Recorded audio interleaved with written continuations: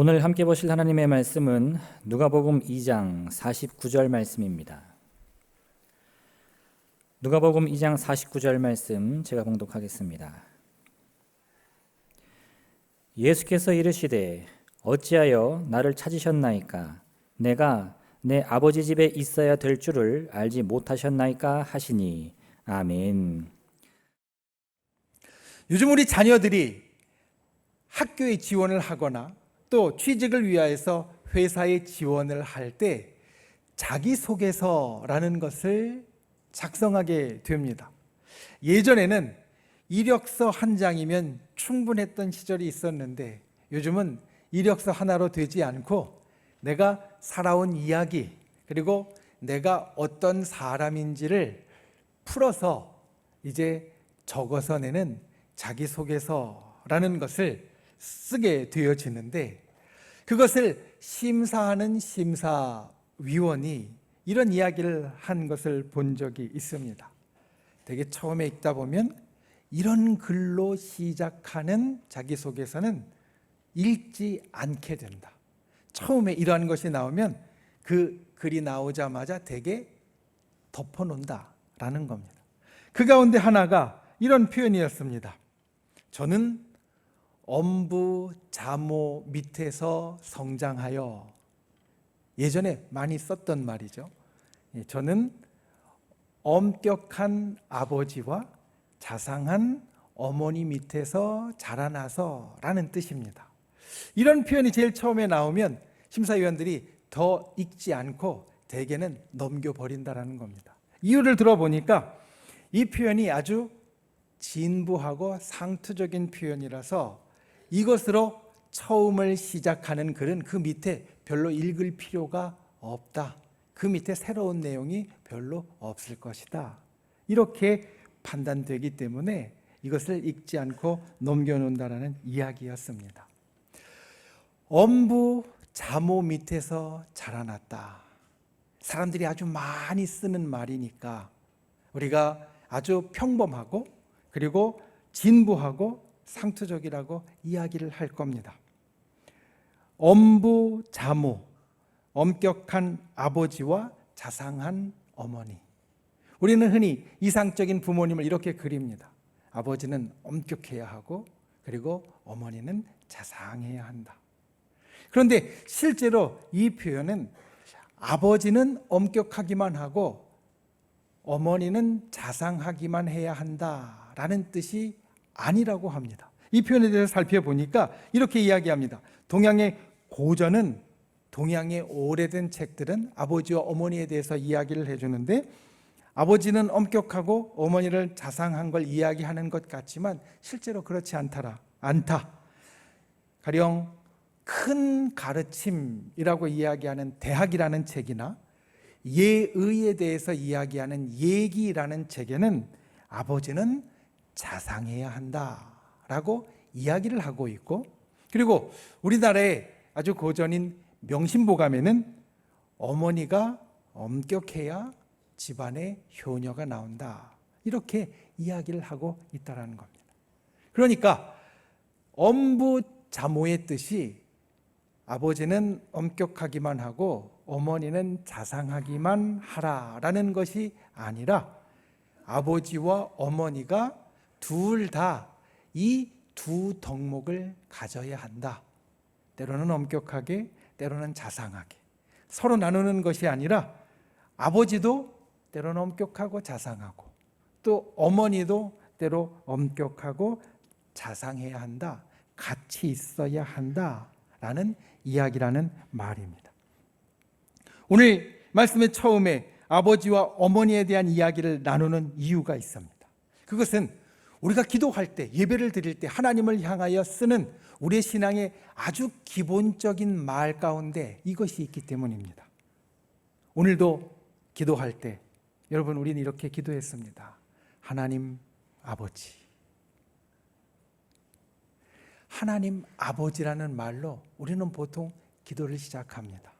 하나님을 가리키는 말에 아버지라는 말이 가장 처음에 있습니다.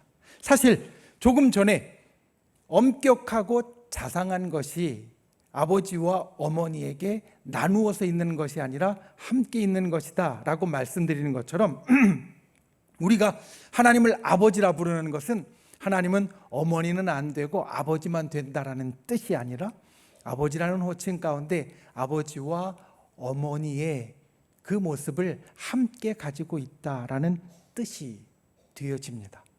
그래서 우리는 하나님을 때로는 아버지같이 어머니같이 여기며 하나님 아버지라고 부릅니다. 그 말을 오늘 우리가 함께 살피기 원합니다.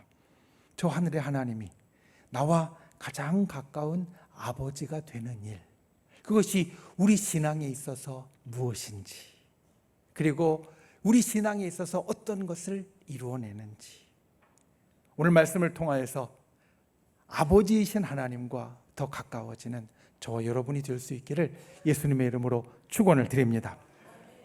첫 번째, 하나님을 내 아버지로 부르십시오. 여러분, 하나님을 내 아버지로 부르십시오. 오늘 우리가 함께 보는 누가복음 2장의 말씀은 예수님의 소년 시절 이야기를 우리에게 전해줍니다. 오늘 우리가 본 말씀의 앞에 42절 말씀을 보면 예수께서 12살 되었을 때에 라고 하여서 예수님께서 12살 되었을 때 소년 시절에 일어난 일이다 라는 것을 말해주면서 그때 가족들과 함께 절기를 지키러 예루살렘에 올라가셨던 이야기를 우리에게 전해줍니다. 예수님이 육신의 아버지와 어머니인 요셉과 마리아와 함께 절기를 지키러 예루살렘에 올라가셨습니다. 그리고 절기를 지키고 고향으로 돌아갑니다. 고향으로 돌아가는 길에 그 많은 순리의 무리 가운데 요셉과 마리아는 예수님이 없는 것을 발견하게 됩니다. 그래서 예수님을 찾으러 다시 급하게 예루살렘으로 올라갔습니다. 이곳저곳 찾아다니다 보니까 성전에서 예수님을 발견하고 안도하게 됩니다. 그때 그 마리아의 심정이 오늘 우리가 본 말씀 바로 앞에 있는 48절 말씀에 나옵니다. 마리아가 이렇게 이야기합니다. 아이야, 어찌하여 우리에게 이렇게 하였느냐? 보라, 내 아버지와 내가 근심하여 너를 찾았노라. 얼마나 마음 졸이며 너를 찾았는지 알겠니? 이런 뜻입니다.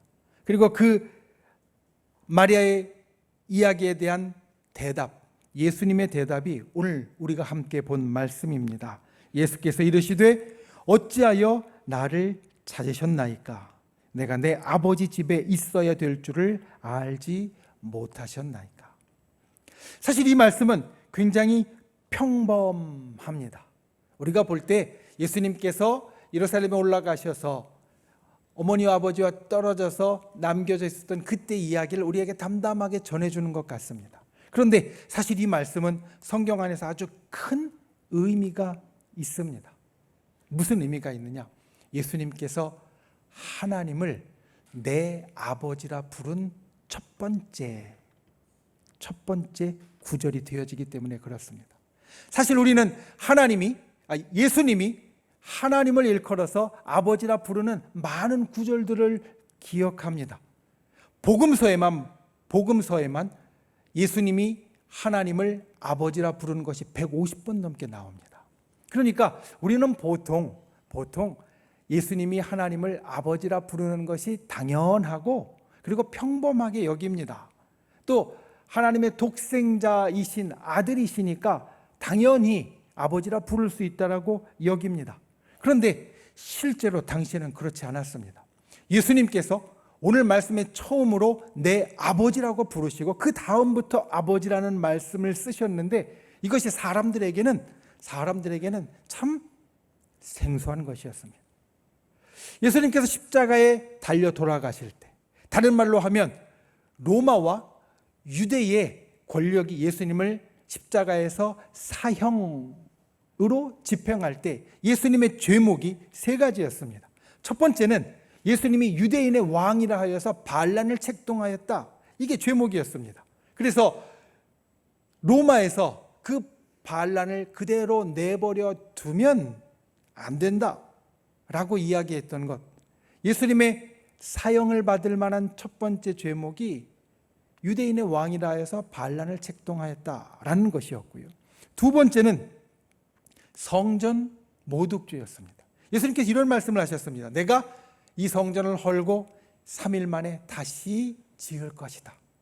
사실 예수님께서 죽으셨다가 3일 만에 다시 부활하실 것을 일러주는 말씀이었는데, 그것을 문자 그대로 받아들인 유대의 지도자들이 자기들이 가장 신성하게 여기고 중요하게 여기는 성전을 허문다고? 이건 성전 모독죄야. 아주 큰 죄야. 이래서 예수님의 두 번째 죄목이 성전 모독죄였습니다. 예수님의 세 번째 죄목은 참남죄, 다른 말로 이야기하면 불경죄였는데, 그 내용이 무엇이냐? 자기가 하나님의 아들이고 하나님을 아버지라 불렀다라는 것. 그러니까 우리는 예수님이 하나님을 아버지라 부르는 것이 아주 당연하고 평범하게 여겨지지만, 당시의 사람들한테는 감히 하나님을 아버지라고 불러? 이건 죽을 죄야, 참남죄야, 불경죄야 라고 여길 만한 것이 되었다라는 겁니다. 당시 사람들에게 하나님은 저 하늘에 계신 아주 초월적인 분이었고, 그리고 그 하나님을 친근하게 부르는 것이 금기되어져 있는 하지 말아야 할 것으로 여겼습니다. 그런데 예수님은 그 모든 것을 뛰어넘어서 오늘 말씀 12살 때부터 내 아버지이시다, 하나님을 내 아버지이시다 이렇게 부르십니다. 정말로 파격적인 것이었고, 그리고 우리 사람과 하나님과의 관계를 근본부터 바꾸어 놓는 표현이었습니다. 하나님은 저 멀리 계신 분이십니다. 우리와 까마득하게, 그리고 정말로 저 위에 초월해서 우리와 비슷한 것이 전혀 없는 그러한 분이 하나님이십니다. 그런데 여러분, 아버지는 어떻습니까? 조금 전에 오늘 말씀의 처음에 하나님을 아버지라 부르는 것은 어머니의 성품도 그 안에 함께 있는 것이라고 이야기를 드렸는데, 아버지, 어머니는 우리에게 어떤 분입니까? 가장 가까운 분입니다. 아버지, 어머니는 세상을 사는 사람들에게 있어서 가장 가까운 분입니다. 태어나면서 제일 먼저 알게 되는 분입니다. 아이가 보통 돌쯤 되어서 엄마, 아빠라는 소리를 하는데, 처음 아이를 키운 초보 부모님들은 아이가 처음으로 엄마, 아빠 하는 그 순간을 잊지 못하고, 그 말을 들었던 그날은 그냥 무엇을 해도 웃음이 난다라고, 즐겁다라고 말하는 아주 특별한 일이 되어지는데, 1년의 시간이 흐르면서 아이는 엄마, 아빠라고 부르게 됩니다. 그리고 그 이후에는 평생을 제일 가까이에서 의지하고 제일 가까이에서 친하게 함께하는 존재가 바로 엄마와 아빠가 되어집니다. 여러분, 우리와 하나님과의 관계도 이와 비슷하다라는 겁니다. 하나님이 저 초월하에서 멀리 계신 분이 아니라, 시간이 좀 걸리지만 아이가 엄마를 엄마로, 아빠를 아빠로 부르는데 한 1년 가까운 시간이 걸리는 것처럼, 우리가 하나님을 아버지라 부르는 것이 시간이 좀 걸리지만, 우리와 하나님과의 관계는 세상에서 제일 친밀한 관계와 같다. 예수님은 이것을 우리들에게 이야기해 줍니다. 사실 그렇습니다. 우리가 처음 교회에 나오면 하나님을 아버지라 부르는 것이 굉장히 어색합니다. 특별히 우리 중년 남자 성도님들, 이제 나이 지긋하게 되어서 그때 교회에 처음 나오고 신앙을 갖게 된 분들이 기도할 때 제일 어색한 말 가운데 하나가 하나님 아버지라고 말합니다. 하나님을 아버지라고 부르는 것이 어색하고요, 그리고 자연스럽지 못합니다. 그런데 시간이 지나면서 우리가 이 예배의 자리에서 함께 하나님을 만나는 예배를 매주 드리고, 그리고 내 옆에서, 그리고 앞에서 기도하는 소리를 계속 듣고, 또 무엇보다 내 삶에 기쁜 순간이든 슬픈 순간이든 저 위로 올라가는 순간이든 아래로 내려가는 순간이든 하나님께서 나와 함께해 주신다라는 것을 마음 가운데 깨닫게 되어지면서 우리의 마음이 열려지고 어느 순간에 하나님을 아버지라고 부를 수 있게 되어집니다. 스스럼 없이 마치 아이가 처음 입을 떼는 것이 어렵지 엄마, 아빠라고 한번 하면 그 다음부터는 계속 그 말을 할 수 있게 되어지는 것처럼 우리도 하나님을 아버지라고 부를 수 있게 되어진다는 겁니다. 여러분, 이것이 우리에게 있어야 합니다. 하나님을 하나님으로 아는 것을 뛰어넘어서 하나님을 아버지로 부르는 것이 우리에게 있어야 합니다. 이것이 우리 신앙인에게 아주 중요한 변화이고 아주 소중한 경험입니다. 성경은 우리에게 그 자격이 주어졌다 이렇게 말합니다. 갈라디아서 4장 6절 말씀을 보면 너희가 아들이므로 하나님이 그 아들의 영을 우리 마음 가운데 보내사 아빠, 아버지라 부르게 하셨느니라. 무슨 말씀이냐면 우리가 하나님의 아들이요 하나님의 딸이므로 하나님께서 우리에게 아들의 영을 보내주셔서 우리가 하나님을 아빠라고 아버지라고 부를 수 있도록 만들어주셨고 자격을 주셨다라는 겁니다. 저 여러분이 하나님을 내 하나님, 나의 하나님으로 느끼고 그렇게 부르는 분들이 되시기를 주님의 이름으로 축원을 드립니다. 아직 어색하시다면 시간이 지나면 됩니다. 아이가 시간이 지나면서 아빠, 엄마를 말할 수 있게 되어지는 것처럼 우리가 함께 예배하고 또 함께 기도하고 함께 이 신앙의 사람들 가운데 있으면서 자연스럽게 어느 순간인가 하나님을 아빠라고 부를 수 있게 되어질 겁니다. 그때가 되면 우리와 하나님과의 관계가 변합니다. 바뀝니다. 그와 같은 것이 저와 여러분에게 있기를 주님의 이름으로 축원을 드립니다. 여러분 한번 오늘 따라해 보시기 바랍니다. 하나님 아버지, 하나님 아버지. 우리가 하나님을 이와 같이 아버지로 부르는 분, 하나님과 부모 자녀가의 관계를 갖고 있음을 우리의 입술을 통하여 확인하는 귀한 분들이 되시기를 예수님의 이름으로 축원을 드립니다. 두 번째, 꾸준히 내 아버지라 부르십시오. 하나님이 내 아버지가 되는 것이 중요한 것은 말씀드린 대로 저 하늘 위에 계셨던 하나님과 이 땅 밑에 있던 내가 그렇게 먼 거리에 있는 것이 아니라 이제는 아버지와 아들처럼 아버지와 딸처럼 가까워졌다, 이렇게 변했다라는 것을 뜻합니다. 성경 가운데 하나님과 우리가 부자관계가 되었다, 부녀관계가 되었다라는 것은 크게 세 가지 의미가 있습니다. 첫 번째는 하나님이 우리에게 그와 같이 아주 큰 관심을 갖고 계신다라는 겁니다. 부자관계, 부녀관계에 있어서 우리가 볼 수 있는 아주 특별한 것은 보통 사람을 뛰어넘은 아주 깊은 관심을 부모님은 자녀들에게 갖고 있다라는 사실입니다. 가끔 우리 집사님이나 우리 권사님 가운데 주일날 얼굴이 안 보이시는 분이 있습니다. 그래서 권사님, 지난주 얼굴 안 보이셨는데 어디 다녀오셨어요? 얘기를 하면, 네 목사님, 우리 아들이 저 멀리 학교 다니고 있잖아요. 직장에 있잖아요. 그래서 아들 집에 좀 잠깐 갔다 왔어요. 가서 뭐 필요한 게 없나 한번 살펴보고 또 그간에 잘 지내고 있나 한번 돌아보고 내가 뭐 해줄 게 없나 한번 같이 보고 예배도 같이 드리고 왔어요. 이렇게 이야기를 합니다. 여러분, 아무리 멀리가 있어도 그리고 아무리 나이가 먹었어도 부자관계, 부녀관계는 이와 같습니다.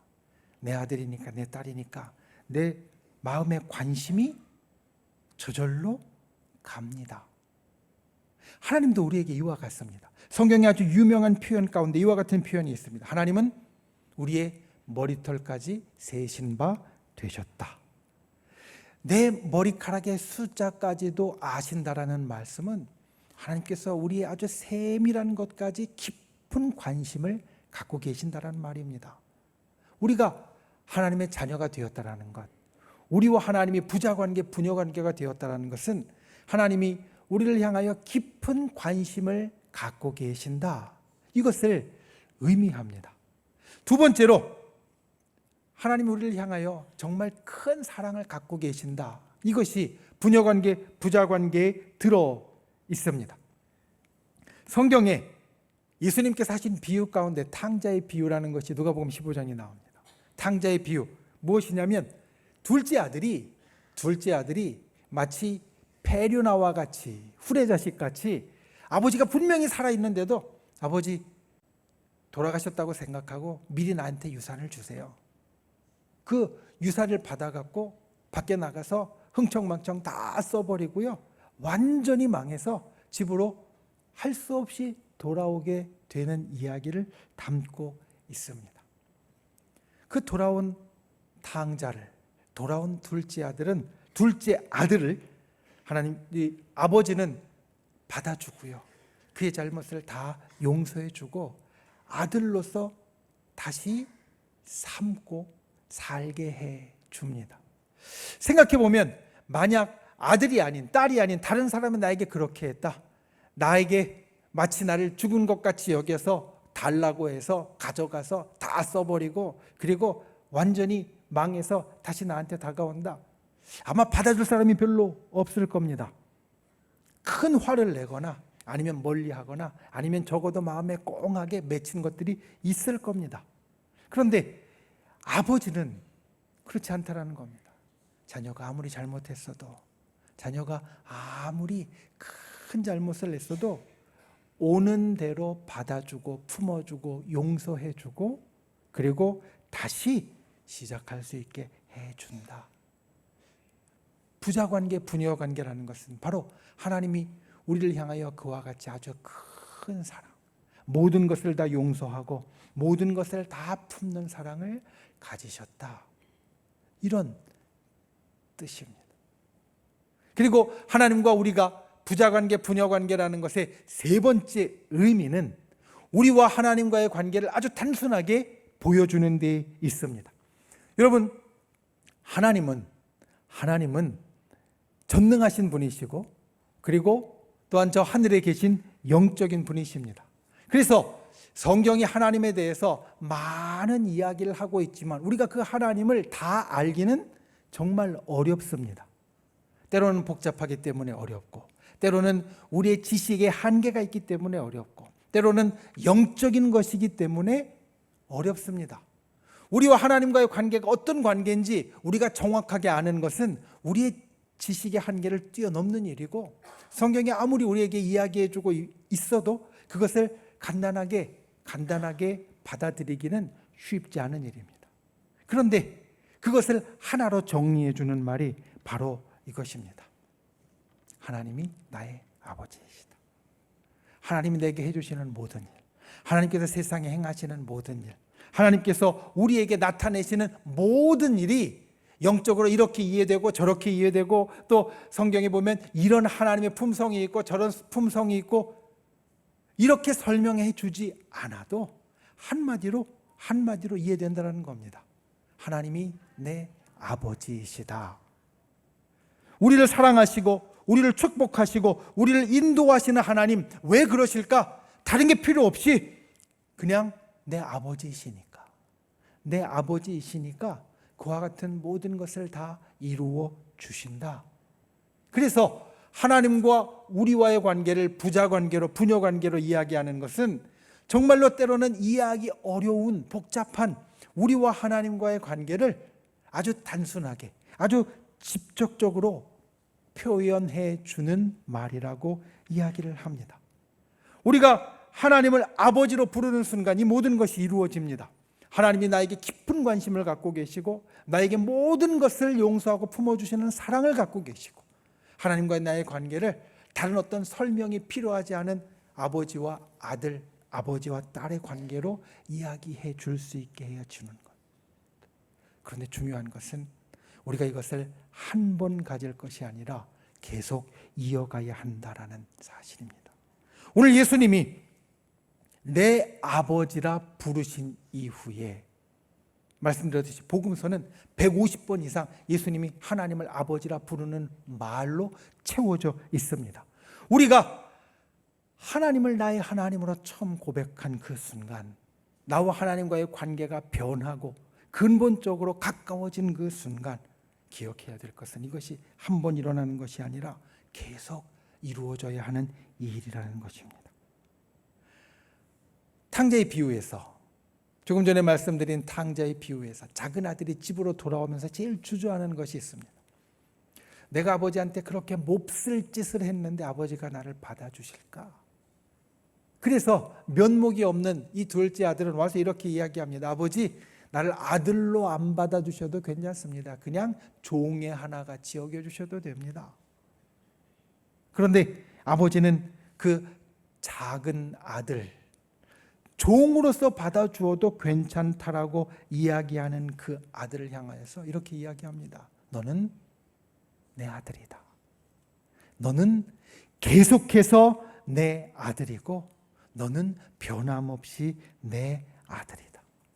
우리가 때로 하나님 앞에 이 작은 아들처럼 쭈뼛거릴 때가 있습니다. 우리가 하나님 앞에 면목이 없을 때가 있습니다. 우리가 하나님 앞에 도저히 고개를 못 들 만한 때가 있습니다. 그런데 하나님은 그 나의 모든 것에도 불구하고 계속해서 나의 아버지가 되어주신다. 성경 그렇게 우리에게 이야기합니다. 그러니 우리가 하나님 앞에 나갈 때마다 하나님을 아버지라 부르는데 주저하지 말고 우리가 하나님 앞에 나아갈 때마다 하나님을 계속 아버지라 부르는 사람이 되어야 한다는 겁니다. 부모님이 자녀를 보고 때로 안타까운 순간이 있습니다.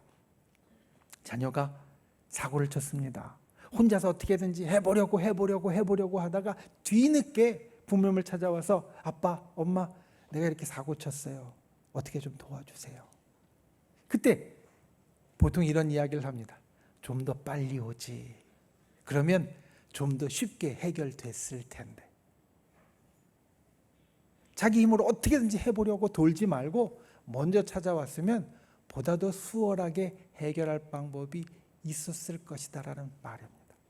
때로 하나님이 우리에게 하시는 말씀도 그렇습니다. 우리가 인생에 때로는 실수나 어려움이나 괴로움으로 인하여서 돌고 돌다가 뒤늦게 하나님께 와서 아버지 하나님, 제가 이제 왔어요 라고 이야기를 할 때 그때 하나님은 왜 이제 왔어? 좀 더 빨리 왔으면 더 쉽게 해결할 수 있었을 텐데. 하나님은 우리를 향하여 그런 마음을 갖고 계시고 우리가 주님 앞에 계속 나아갈 때 하나님의 역사가 우리의 삶 가운데 계속 이어지게 된다. 말씀은 우리에게 이렇게 이야기를 합니다. 저 여러분이 이 땅을 살면서 날마다 하나님을 아버지로 부르는 분들이 되시기를 주님의 이름으로 축원을 드립니다. 우리가 한 번 하나님을 아버지로 부르는 것이 아니라 계속해서 하나님을 아버지로 부르는 분들이 되시기를 주님의 이름으로 축원을 드립니다. 우리의 삶에 언제나 하나님 아버지의 사랑과 역사가 내가 언제나 하나님 앞에 아버지라 부르면서 나아가므로 우리의 삶에 아버지 하나님의 역사가 끊이지 않고 그리고 언제나 풍성하게 일어나는 귀한 우리의 삶이 될 수 있기를 주님의 이름으로 축원을 드립니다. 말씀을 믿습니다. 지난주에 아주 오랜만에 제가 방문한 곳이 있었습니다. 우리 목사님들과 함께, 지방의 목사님들과 함께 우리 원례회 및 야유회를 속리산으로 갔는데 보통 속리산에 가면 거기에 유명한 사찰인 법주사를 들르지 않고 다른 데로 가거나 입구에서 돌아왔었거든요. 그런데 이번에 정말 몇십 년 만에, 제 기억으로 몇십 년 된 것 같습니다. 몇십 년 만에 그 사찰을 들어가 보았습니다. 뭔가 좀 바뀐 게 있나. 그러면서 둘러보다가 사람들이 큰 불상 앞에서 합장하면서 고개를 숙이는 모습을 보게 되었고 또 어떤 사람은 건물 안으로 들어가서 엎드려서 절하는 모습을 보았습니다. 그리고 그 모습을 보면서 저 높은 불상에게 이렇게 고개를 숙이는 저 모습, 그리고 저 높은 기단 위에 있는 불상 앞에 엎드려 절하는 그 모습, 저게 저들이 자기의 신을 생각하는 모습이겠구나. 우리 하나님은 어떠신가? 세상에 유일하시고 오직 참된 하나님, 그 하나님도 우리에게 때로는 저 높은 곳에 우리와 비교할 수 없이 아주 큰 분으로, 그리고 저 높은 곳에 우리와 동떨어져서 계신 분으로 우리가 여기고 있지 않는가? 물론 하나님께 그러한 면이 있습니다. 때로는 하나님께서 공의로우신 하나님이시기에 높은 곳에서 우리를 향하여 엄격하고 근엄한 표정을 짓고 계실 때도 분명히 있습니다.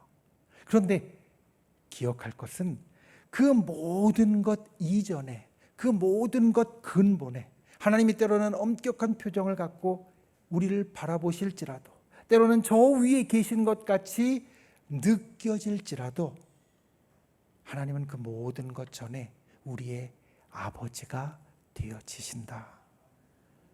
우리가 신앙인으로 이 땅을 살아갈 때 하나님을 아버지로 느끼는 것이 그래서 정말 중요합니다. 저 키 크고 그리고 저 높은 기단 위에 계신 분이 아니라 내가 세상을 살면서 나에게 가장 친한, 가장 가까운 아버지와 어머니, 하나님은 그와 같이 우리와 함께 계신다는 겁니다. 우리가 이달에 하나님의 위로를 경험하는 그 신앙의 목표를 갖고 있는데 하나님이 우리를 위로하시는 이유도 사실 그래서입니다. 우리를 아들로 생각하시고 우리를 딸로 생각하시기에 우리의 삶에 우리를 위로하는 분이 되어지십니다. 우리가 신앙생활을 하면서 아버지를 아버지라 부를 수 있는 분 되시길 바랍니다. 아버지를 아버지로 못 부르는 사람이 아니라 아버지를 아버지로 부르는 사람, 하나님 아버지를 나의 아버지로 부를 수 있는 분들이 되시기를 바랍니다. 그래서 그 아버지 하나님이 나와 정말 친밀하고 내 곁에 계시다는 것을 날마다 느끼고, 그리고 내 옆에서 함께 그것들을 마음 가운데 품는 분들이 되시기를 바랍니다. 우리와 하나님과의 관계에서 하나님을 내 아버지라 부르는 분, 그리고 날마다 하나님을 내 아버지로 부르는 저와 여러분이 될 수 있기를 예수님의 이름으로 축원을 드립니다. 기도하겠습니다. 이 시간 말씀을 생각하며 함께 기도하겠습니다. 우리가 이 땅을 살면서 하나님을 내 아버지로 부르는, 예수님처럼 하나님을 내 아버지로 부르는 사람이 되게 하여 주시고 날마다 그 이름을 부르는 자 되게 하여 주시옵소서. 그래서 하나님의 그 사랑의 놀라운 역사가 나의 삶에 계속 일어나게 해달라고 우리가 말씀을 생각하며 기도하시고, 또 믿음의 손을 우리의 아픈 곳 위에, 연약한 곳 위에 얹고, 또 마음의 소원을 담은 가슴에 얹고, 주여 이 시간 우리의 기도 가운데, 간구 가운데 역사하시고 응답하시고 치료하시고 고쳐달라고 주여 세 번 간절히 부르신 후에 통성으로 함께 기도하겠습니다. 주여, 주여, 주여. 아버지 하나님, 그것을 붙잡아 주시고 주님의 놀라우신 은혜와 역사를 살펴주시니 감사를 드립니다. 주님, 하나님을 내 아버지로 부르는 인생이 되게 하여 주시옵소서. 하나님을 나의 아버지로 부르는 신앙이 되게 하여 주시옵소서. 날마다 하나님을 나의 아버지로, 나의 가까이에서 느끼고 섬기며 함께하는 자가 되게 하여 주시고, 진실로 그 하나님과 날마다 살아갈 수 있는 복된 하늘의 자녀 되도록 우리를 인도하여 주시옵소서. 이 시간 믿음의 손을 놓고 간구합니다. 우리의 기도 가운데 함께하여 주셔서 이 시간 주님 앞에 나와 아버지 하나님, 우리의 어려움과 우리의 곤고함과 우리의 병든것과 우리의 모든 연약함을 내려놓을 때 주께서 치료하여 주시고 회복시켜 주시고 우리 가운데 놀라운 주의 역사로 함께하여 주시옵소서. 진정 주님께서 이 시간 간구하는 주의 백성들의 간구 가운데 놀랍게 하늘의 기적을 이루어 주시옵소서. 하나님 아버지, 하나님 나의 아버지, 우리가 날마다 이와 같이 고백할 수 있길 원합니다.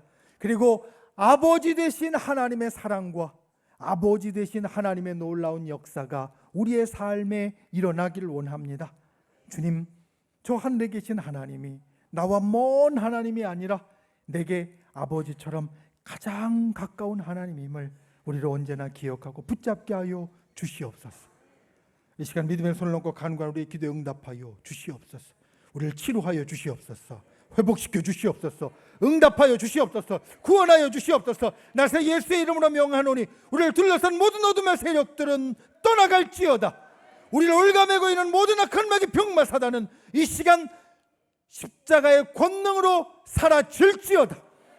우리를 가로막고 있는 모든 악한 세력들은 보혈의 능력으로 무너질지어다. 진실로 주님의 놀라운 역사가 하나님의 자녀들에게 날마다 일어나게 하여 주시옵소서. 돌아가는 발걸음 지켜주시고 이 한 주간 성령께서 우리를 인도하여 주셔서 아버지를 아빠 아버지로, 하나님을 아빠 아버지로 날마다 부를 수 있는 하늘의 자녀, 하늘 백성이 되도록 우리를 인도하여 주시옵소서. 예수님의 이름으로 간절히 기도하옵나이다. 아멘.